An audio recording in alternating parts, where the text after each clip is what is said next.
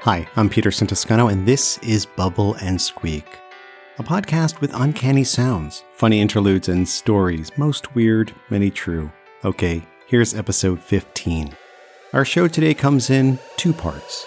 Part 1, musician, podcaster, and former Christian pop star Matt Langston talks about his song Birthright. And Part 2, an exclusive reading of the new book, The Vault of the Witch Hunters, by authors and illustrators M and J Pavlin. It's the first of their Kartson and Pekron series. Hi, my name is Matt Langston, and I play in a band called Eleventyseven and also produce most of the music for the Rock Candy Podcast Network. Earlier this year, my band put out a new album called Basic Glitches, and a lot of the lyrical content from this album stemmed from notes that I had been taking during therapy sessions for the last few months or so. So a lot of the record ended up being me exploring a lot of the religious abuse that I experienced growing up in the Protestant church as a child and as a teenager. One of the songs that I'm happiest with that ended up on the album is a song called Birthright. A huge part of my journey as an artist has been questioning my faith, questioning a lot of the assumptions that I made about the universe and the world and reality. And in the early parts of our career, we were doing that within the context of the Christian rock scene. And I found it really interesting that we were ostracized from a lot of those groups of people simply because in an effort to be true to our own reality and our own spiritual experiences, we were not reflecting back to a lot of these people this Americanized Protestant evangelical agenda. I think I just found it really sad that when I finally came to a place in life where I could be honest about myself and about my feelings and about the way I was perceiving the world and about what I really thought about God and spirituality, all of a sudden those thoughts and that honesty became a point of contention for most of the other Christians in my life. I think a lot of our fans and listeners expected a very particular brand of hyper-spirituality and hyper-vigilance in maintaining an image of what they believe that the Christian life looked like. I'll always feel a little bit heartbroken that in my experience, at the end of the day, my intellectual inquiry ultimately ended up isolating and alienating me from people who I thought were supposed to be the most loving and inclusive people. So this song is a really strong reminder that I feel like I wrote for myself, that a life lived only trying to fulfill the expectations of others is a life wasted. Even though I wrote this song as a lament for sort of being rejected and outcast from a lot of these groups, it also has been such an amazing gift in so many ways because it gave birth to a certain type of inclusive empathy inside of me that I did not have before. I see people and their consciousness and their personalities and the love that they are capable of sharing and giving to others as so much greater than any set of beliefs that they may have about the world around them. So even though the tone of the song comes from a really snarky place, my hope is that it's cathartic for other people who have gone through a similar situation.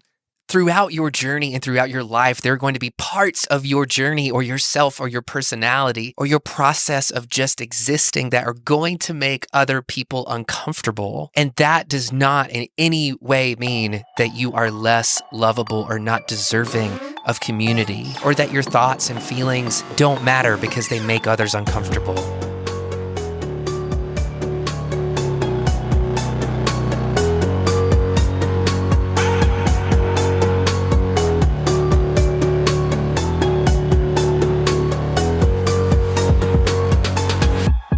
Some clever metaphor.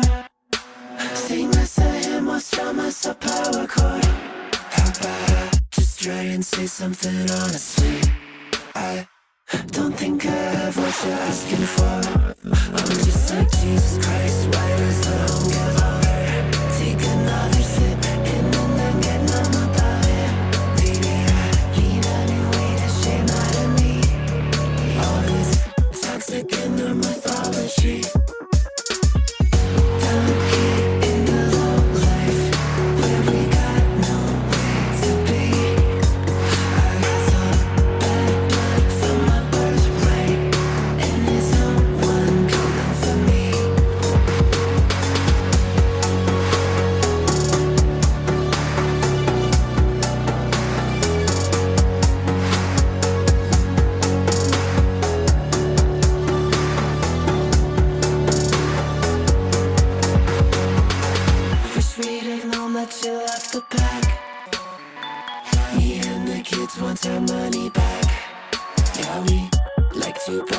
illogical. So read the script or nothing at all. Hallelujah, all my sisters and all my brothers. Baby, some animals are more equal than others. Yeah, I guess just being honest and showing some emotion is good. All these people doubting my commitment to sparkle motion, so I'm down here in the low life where we got nowhere to be. I got some bad blood from my birthright, and there's no one coming for me.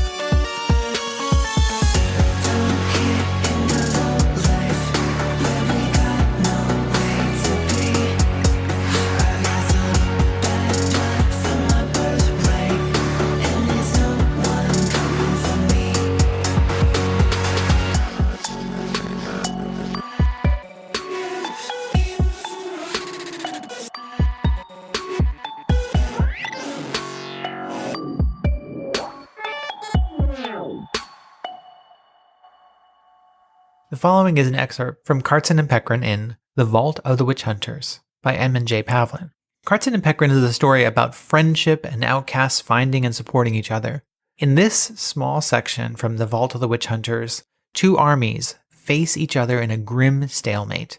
We join our unlikely pair of adventurers as they slip behind enemy lines to search for their contact in the enemy forces. A dangerous trip lies ahead as they must sneak through a fortified land to reach an ancient ruin before the enemy can uncover its dreaded secrets. Under a range of looming mountains behind a line of towering pine trees and precarious boulders, two unwitting travelers careened down a narrow, steep, and uneven goat path. At the front, a short-statured Dwagari adventurer named Peckrin ran as fast as his stocky legs would carry him. He dressed in brown leather pants and a burnt umber cloak. The dye of his dark red tunic complemented his ruddy complexion. He kept his right hand on his dark gray wool cap, preventing it from flying off his wiry earth-toned hair. Defying the wind, his rusty brown mustache maintained perfect curls at the edge as he slid down a patch of loose gravel, seemingly without a care in the world. Cartson chased after her companion with long, lanky strides.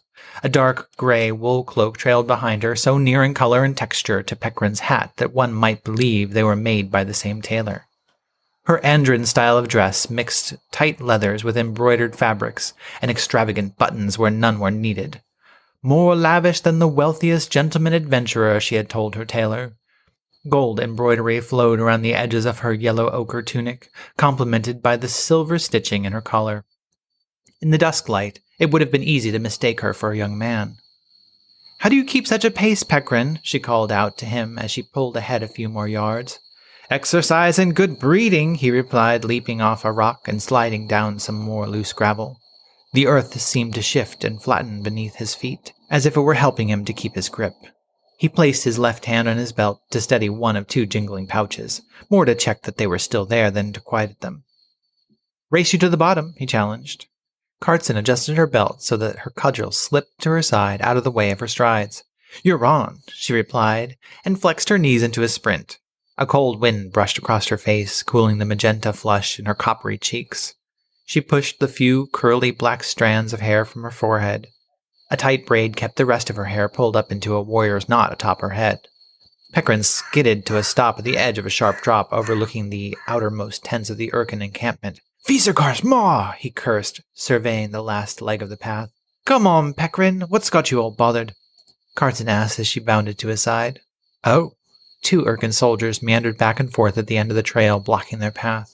"You said there wasn't going to be any trouble in this path. Said your flea-ridden friend would meet us." "Well, he lied then," Peckrin mocked with a sarcastic grin. "Regardless, those two buffoons are ripe with drink. Just look at the milk stains on their lips." He held a carved wooden looking-glass to his eye as he spoke.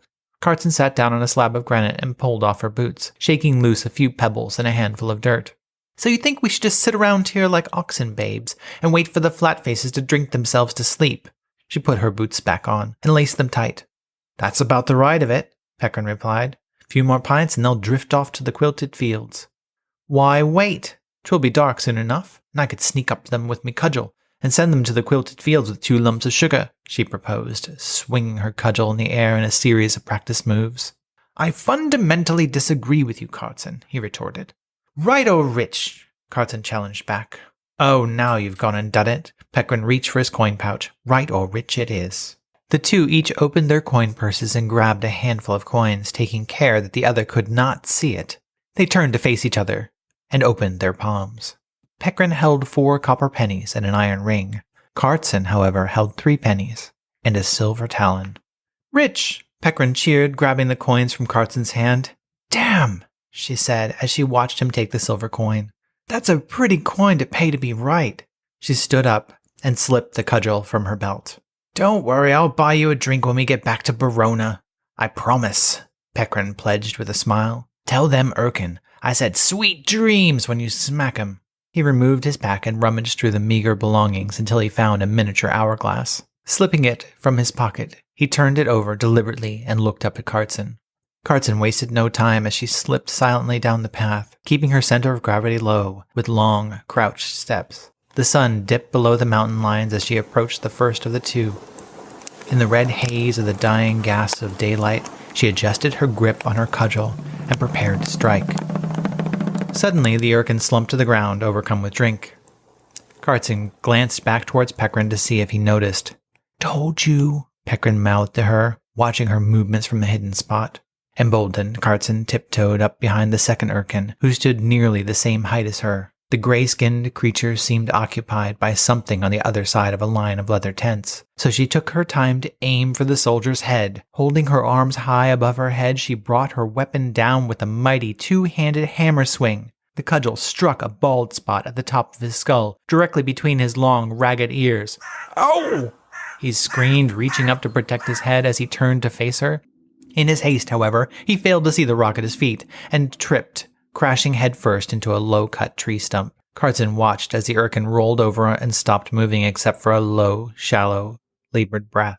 Casually, she slipped the cudgel back into her belt and motioned for Peckrin to approach. Peckrin fought hard to hold back a laugh as he sauntered down the path towards her. 2 lumps indeed. How was my time? She asked, looting the sleeping Erkin. With little effort, she retrieved a small coin purse and a skin of fermented goat's milk. A quarter left, he announced, placing the hourglass back into his pouch. Think that's a new record. He glanced over as Carson took a swig of milk. You aren't seriously drinking that, are you? You have to drink it before it curdles, she explained, wiping the milk from her mouth. Would be cheese by morning otherwise. I'm doing them a favor. He looked for a moment as if he was going to argue, but a sudden and uncontrollable urge to gag raced through him. I think I'm going to be sick. Carson finished off the fermented milk and tossed the empty skin onto the sleeping soldier. There! Now they'll think he drank it. You're not the only one with brains here. She let out a deep belch. Oh, that's good. Now where's your friend? Patience, partner. He said he would be here. He'll be here, Peckrin chided. Like he said there would be no guards, she asked. Something moved in the tent to their right as they bickered. A clawed hand reached out to push open the tent flap. Carson, startled by the movement, placed her hand on her cudgel. Peckrin lost his balance and staggered backward as a hulking Erkin burst from the tent, reaching towards them with his hairy arms. Bubble and Squeak is written and produced by me, Peterson Toscano. I mostly make the show for me and for my friend Rob in the UK, who is podcast curious. You heard Birthright by Eleventyseven from the Basic Glitches album. You can find it on iTunes, Spotify, or wherever you listen to music.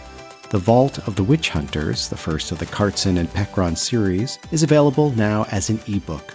Look for it on Amazon.com or visit threadsofdarkness.com. I will be taking a break, but don't worry, I'll be back with Season 2 in a few months. For more shows like this one, visit rockcandyrecordings.com.